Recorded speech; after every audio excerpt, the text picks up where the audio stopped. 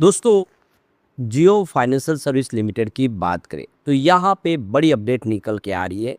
जियो financial ने अपने AGM के रिजल्ट डिक्लेयर कर दिया है। रिजल्ट के दौरान कितने वोट किसको प्रस्ताव को पड़े वो जानकारी आ चुकी है। इसके अलावा जियो टेलीकॉम के आईपीओ को सेबी की हरी झंडी मिल चुकी है, यानी जल्द ही अब जियो का आईपीओ आने जा रहा है। इसके अलावा यहाँ पे कंपनी के मैनेजमेंट ने कुछ और बड़े फैसले किए।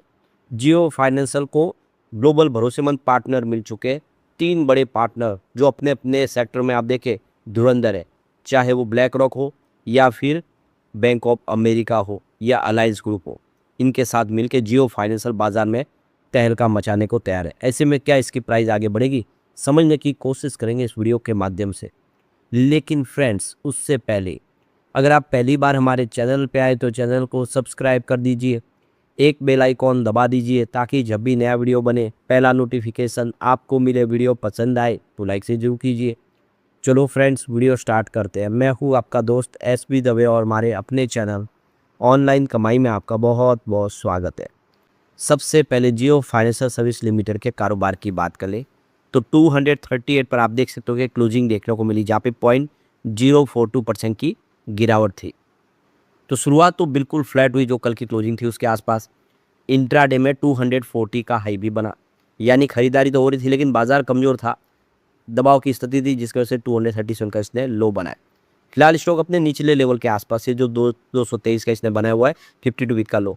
अभी हाई से दूर है जो 321 का बनाया हुआ है, तो करीब 80 रुपीज़ इस समय ऊपर प्राइस से नीचे है स्टॉक।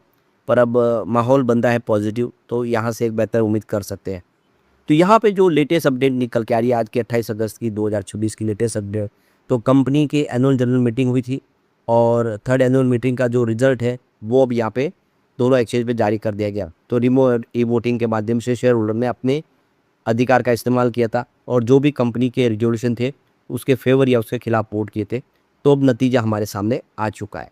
तो फर्स्ट जो रिजोल्यूशन था वो कंपनी ने अपने Q4 के रिजल्ट को, यानी मार्च क्वार्टर के रिजल्ट को शेयर होल्डर के सामने रखा और उनकी रजामंदी मांगी। तो देख सकते हो कि इसके प्रस्ताव के फेवर में 99 पॉइंट देखो कि 979% वोट पड़े और इसके खिलाफ देखें तो मात्र 0.0214 वोट पड़े। तो ये देख सकते हो कि ये प्रस्ताव पूरी तरह से बहुमत के साथ पास हो गया क्योंकि इसके फेवर में 99% वोट पड़े हैं। सेकेंड जो यहाँ पे रिजोल्यूशन था आप देख सकते हो, इसमें जो कंपनी ने इंटरिम डिविडेंड डिक्लेयर किया, ये ऑर्डिनरी रेजोल्यूशन के माध्यम से उस प्रस्ताव के लिए शेयर होल्डर की रजामंदी ली थी डिविडेंड देने के लिए। तो इस प्रस्ताव के फेवर में 99.9779% इसके वोट फेवर में पड़े और इसके खिलाफ मात्र 0.0221% वोट पड़े, या यूँ कह सकते हैं कि 100% वोट इसके फेवर में। और क्यों ना हो, हर शेयर होल्डर चाहता है कि उसको डिविडेंड मिले, तो डिविडेंड के प्रस्ताव पे तो पूरे वोट पड़ेंगे। तो बिल्कुल यहाँ पे पूर्ण बहुमत से वोट मिले यहाँ पे। तो थर्ड जो रिजोल्यूशन यहाँ पे था, ये देख सकते हो कि ये ऑर्डिनरी रिजोल्यूशन था जिसमें अपॉइंटमेंट हुई है फिर से हितेश कुमार सेठिया की एज ए एमडी और सीईओ के तौर पे, और ये उनका कार्यकाल फिर से आगे बढ़ाया जा रहा है। अब इस प्रस्ताव के फेवर में 99 पॉइंट देख सकते हो कि 8493% वोट पड़े और इसके खिलाफ मात्र 0.1507 वोट पड़े। तो ये प्रस्ताव भी पूर्ण बहुमत से पास हो चुका है। इसका मतलब है कि हितेश कुमार सेठिया के काम से सब कोई संतुष्ट है और इसीलिए उनका कार्यकाल बढ़ा दिया गया है। अब नंबर 4 पे जो प्रस्ताव था जिसमें देखिए स्टैट्यूटरी ऑडिटर की कंपनी के अपॉइंटमेंट के लिए और उसके रिम्यूनरेशन के लिए प्रस्ताव रखा गया था। इसके फेवर में 99.8554% वोट पड़े, खिलाफ मात्र 0.441446 वोट पड़े, यानी 1446 वोट। और आप देख सकते हो ये प्रस्ताव भी पूर्ण बहुमत से पास हो गया है। 5वां प्रस्ताव है रीअपॉइंटमेंट के लिए था हितेश कुमार सेठिया के एमडी के तौर पे, और इस प्रस्ताव को भी 99.412% वोट पड़े फेवर ने और इसके खिलाफ मात्र 5676 वोट पड़े। ये प्रस्ताव भी पूर्ण बहुमत से पास हो गया है। अगला प्रस्ताव जो था नंबर 6 का, ये मटेरियल रिलेटेड पार्टी ट्रांजेक्शन था और इसके लिए 99.9947% वोट फेवर में पड़े और मात्र 0.0053% उसके खिलाफ पड़े। पूर्ण बहुमत से ये प्रस्ताव भी पास हो गया है। एक और प्रस्ताव मटेरियल रिलेटेड पार्टी ट्रांजेक्शन का था और इसके फेवर में भी 99.9945% वोट पड़े। ये प्रस्ताव भी पूर्ण बहुमत से पास हो गया है। तो आप देख सकते हो कि सारे प्रस्ताव पास हो चुके हैं। अब यहाँ पे जो बड़ी अपडेट निकल के आ रही है, जियो आईपीओ को सेबी की मंजूरी मिल चुकी है। जिस घड़ी का इंतजार था वो घड़ी आ चुकी है। तो देख सकते हो कि जियो प्लेटफॉर्म के आईपीओ के लिए सेबी की तरफ से हरी झंडी दे दी गई है। जियो प्लेटफॉर्म के प्रस्तावित आईपीओ को लेकर ये एक बड़ी अपडेट है और उपलब्ध जानकारी के मुताबिक आईपीओ प्रस्ताव पर 28 अगस्त 2026 वाले सप्ताह में ऑब्जर्वेशन जारी किए गए। तो जियो प्लेटफॉर्म के लिए Kotak Mahindra capital company limited को बुक रनिंग लीडर के मैनेजर के तौर पर अपॉइंट किया गया था। प्रस्ताव फ्रेश इशू ओनली है और आईपीओ प्रस्ताव 19 जून 2026 को दाखिल किया गया था, जिसमें फ्रेश इशू जारी किए जा रहे ओएफएस नहीं होगा। इससे पहले जून में जो जानकारी निकल कर आई उसके मुताबिक कंपनी ने सेबी के पास अपना ड्राफ्ट हेयरिंग प्रॉस्पेक्ट दाखिल कर दिया था। कंपनी ने आईपीओ के जरिए 750 करोड़ रुपये का फ्रेश इशू लाने का फैसला किया है। साथ ही ऑफर फॉर सेल के तहत 4 करोड़ यानी 40 मिलियन शेयरों की बिक्री भी की जाएगी। तो डीआरएचपी के मुताबिक आईपीओ के तहत जुटाई गई राशि का इस्तेमाल कंपनी अपनी लैंडिंग इकाई ईएसपीएल में कैपिटल इन्वेस्टमेंट करने और लोन बुक के विस्तार के लिए करेगी। इससे कंपनी के भविष्य में कर्ज वितरण लोन ग्रोथ को गति मिल पाएगी। तो एक शानदार फैसला किया गया है। तो फिलहाल आप देखिए कि इशू की साइज़ क्या होगी, प्राइस बैंड क्या होगा, लॉन्च डेट क्या होगी, इसकी जानकारी नहीं दी है। तो आप देख सकते हो कि जल्द ही इसकी जानकारी भी सामने आ जाएगी और जो इंतज़ार करते काफ़ी समय से उनके लिए मौका भी यहाँ पे दिखाई देगा। एक जो बड़ी अपडेट और निकल के आ रही है, जियो फाइनेंस ने ज़बरदस्त फैसला किया है। अब हर उनके कस्टमर को एक पर्सनल एआई सीएफओ प्रोवाइड किया जाएगा। तो ये सीएफओ उनको फाइनेंशियल एडवाइस प्रोवाइड करेंगे कस्टमर को। तो एनुअल जनरल मीटिंग जो हुई है 26 अगस्त को, उसमें ये जानकारी मैनेजिंग डायरेक्टर हितेश शेटिया की तरफ से निकल कर आई है कि हम कस्टमर को यूनिक सर्विस प्रोवाइड करना चाहते हैं, उनके पोर्टफोलियो को मजबूत करना चाहते हैं। इसके लिए हम AI powered personal CFO future launch कर रहे हैं। ये वैल्यू बैक मेंबरशिप प्रोग्राम होगा साथ में एक।